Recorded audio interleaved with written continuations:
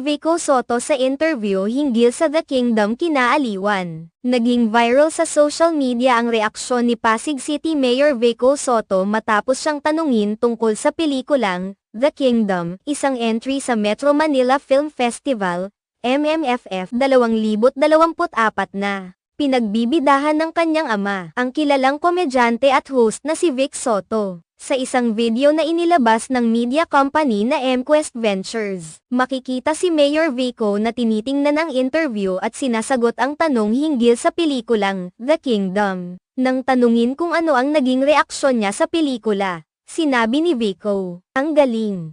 Congratulations!" Sa kabila ng pagiging simple at tapat ng sagot na ito, napansin ng mga nakapanayam ang kababang loob ni Vico at ang pagiging matipid ng kanyang reaksyon. "Okay na muna yun, di naman ako artista," dagdag pa ni Mayor Vico, na nagbigay ng